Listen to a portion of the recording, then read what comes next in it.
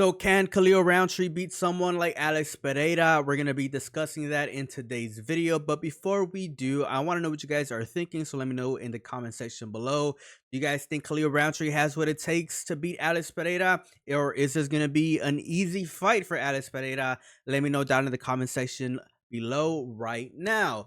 Now, the first thing that I think we have to discuss in today's video is obviously the resume of both fighters.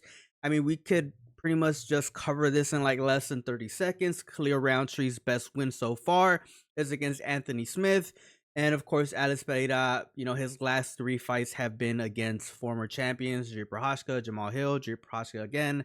And then, he of course beat Israel Adesanya like 2 years ago.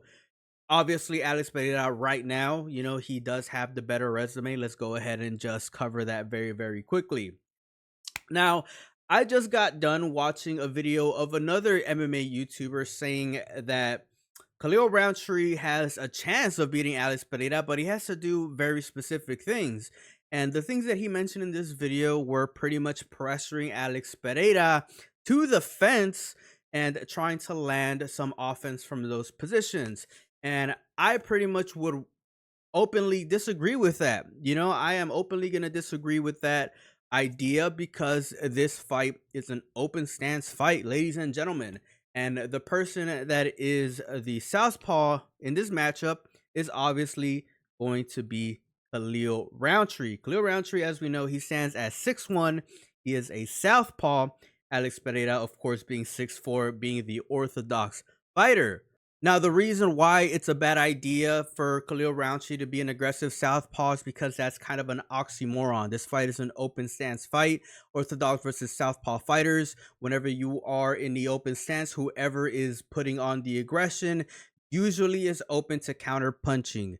When you're open to counter punching, you are pretty much going to get hit. You are going to get hit. And Alex Pereira's bread and butter is pretty much baiting his opponents into overcommitting into punches, overcommitting into exchanges so that he could pretty much just lean back with a punch that they don't see coming. And that's something that we've seen Alex Pereira do multiple times. He did it against Jiri Prochazka. He did it against, Jamal Hill. He did it against Israel Adesanya, who, in my opinion, are all better fighters than Khalil Rountree, if I'm just being completely honest. Now, I think that since this fight is an open stance fight, Khalil Rountree does have an advantage, right? If he decides to fight a smart fight.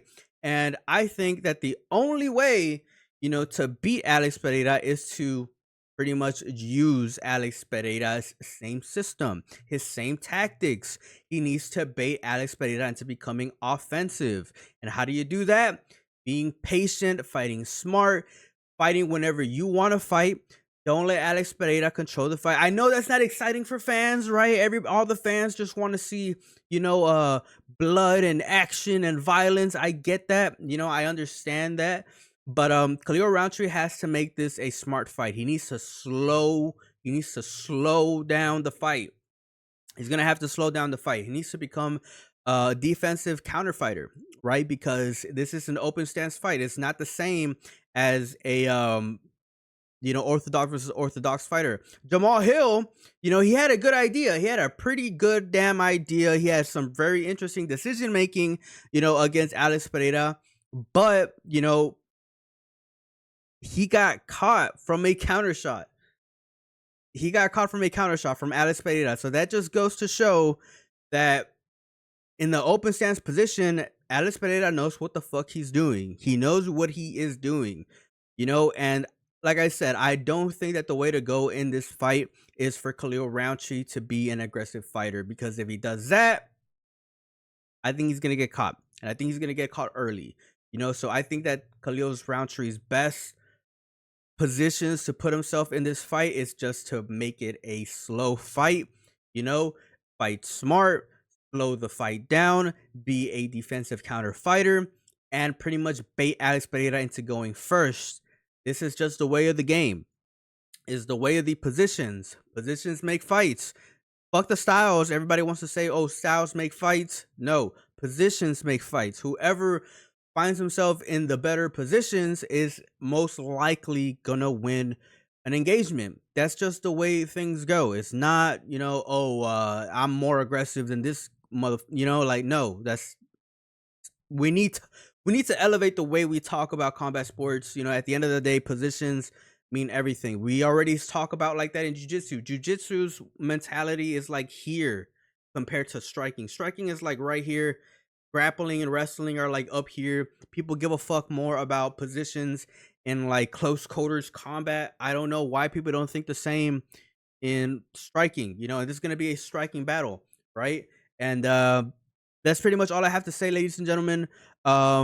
I'm gonna go ahead and end this video here, but let me know what you guys think down in the comments section below. As always, it's a pleasure. Peace out and have a good one.